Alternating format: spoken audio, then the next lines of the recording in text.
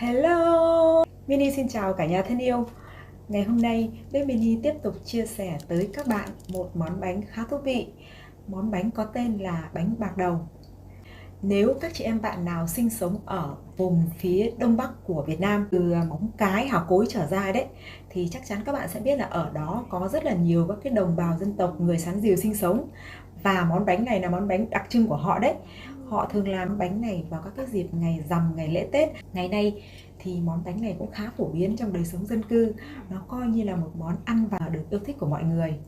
Và ngày xưa mình cũng chính là một trong những cái fan của món bánh này. Ngày xưa mình thích cái món bánh này vô cùng, bởi vì ngày đấy mình nhớ duy nhất có một cái bà cụ làm món bánh này rất ngon ở thành phố Hạ Long của mình lúc bấy giờ. Và cứ mỗi buổi chiều ở tầm 2-3 giờ, mình cứ ngóng bà cụ đó đi qua cái cửa hàng của mình để mình mua. Và cái hương vị của nó cứ theo suốt mình cho đến tận bây giờ.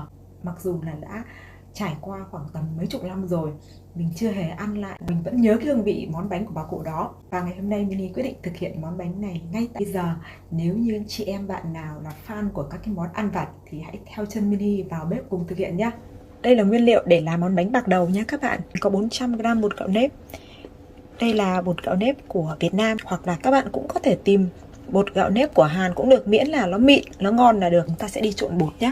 Bột gạo nếp thì các bạn sẽ trộn với nước ấm khoảng tầm 70 đến 80 độ. Và trước khi trộn bột với nước ấm thì các bạn cho vào cho mình một thìa đường, 1 đến 2 thìa tùy theo độ ăn ngọt của các bạn nhé. Như thế này. Đảo đều hỗn hợp lấy lên.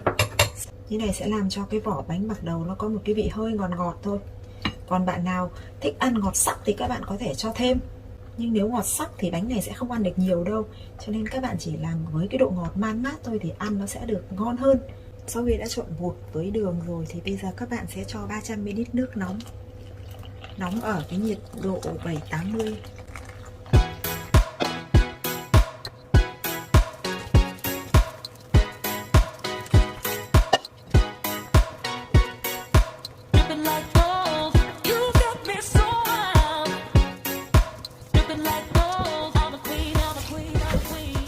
Vào tay vào và các bạn trộn cho đến khi nào bột nó mềm mịn nhuyễn ra là được nhé.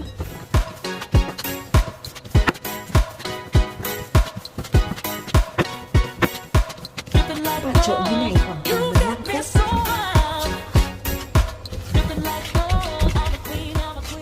Ắp một nồi nước cho nó sôi lên. Sau đó các bạn chia bột ra thành những cái miếng nhỏ như thế này, rồi lặn dẹt nó ra.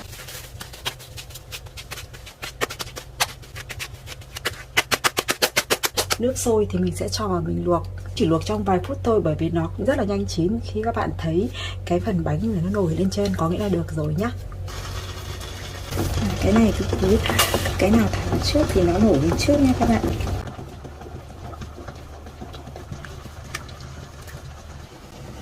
Nếu nó mà dính thì các bạn cũng xoa một xíu dầu lên cái bao tay đấy cho nó đỡ dính.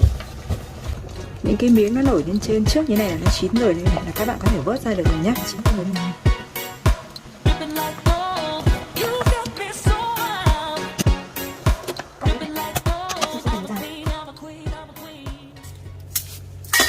Và bây giờ thì mình đã vớt hết bột ra cho vào một cái thau khác.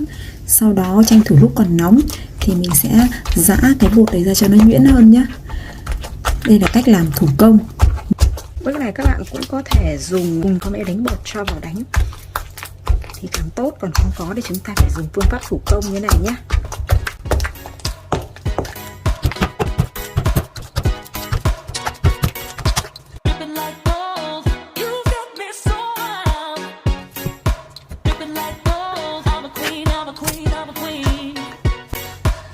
Này là đã phần được đấy này các bạn này. Đánh nhuyễn thêm một tí nữa.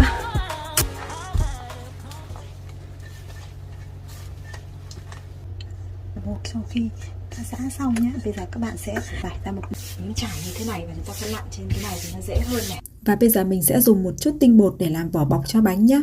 Nếu như không có, các bạn cũng có thể sử dụng ngay cái bột gạo nếp vừa rồi mà để dư ra một chút, sau đó các bạn rang lên để cho nó chín. Và chúng ta cũng làm cái lớp vỏ bọc bên ngoài cho bánh cho nó không bị dính. Và mình sẽ đổ bột lên trên cái bề mặt, lăn tròn bột cho nó bao đều lớp tinh bột ở phía ngoài như thế này nhé.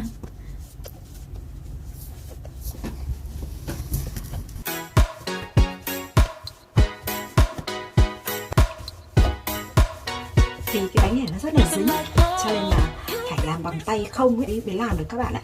Lúc đầu mình cũng đã đeo găng tay mình trộn bột rồi, đến công đoạn này thì phải dùng tay không thôi. Và mình đã rửa sạch sẽ tay rồi nên các bạn yên tâm.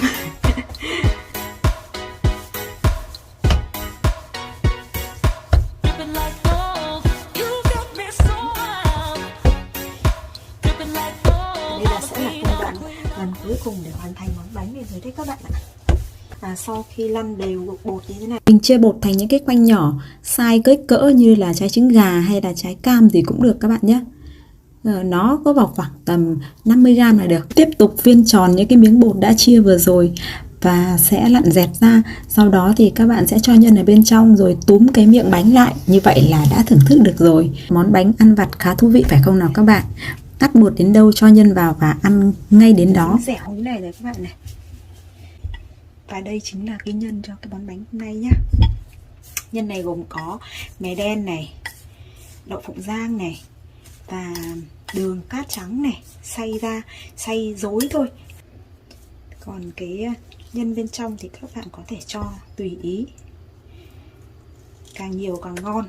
Vì cái này mình chỉ cho cái hàm lượng rất là vừa phải, nó không hề ngọt một tí nào cả. Cái bánh này các bạn có thể ăn mấy chiếc cũng được luôn đấy, chứ nó không giống như cái bánh tấc của người Hàn là nó quá ngọt, chúng chỉ ăn được một cái là đã ngán lắm rồi. Nhưng mà riêng cái bánh này thì ăn được vài chiếc luôn. Có một cái vị lạo xạo bởi cái nhân bên trong cũng rất là vui các bạn ạ. Và thơm bùi của đậu phộng này, hạt mè này, mà lại ngọt man mát thanh thanh. Đấy các bạn thấy không? Món này dễ làm không? Ai cũng có thể làm được. Xoa lên một chút cái tinh bột này thôi. Mẹ đã xong cái bánh rồi đây này. Ngon chưa các bạn ơi? Chia sẻ của bếp nhà Mini hôm nay hoàn thành ở đây rồi đấy.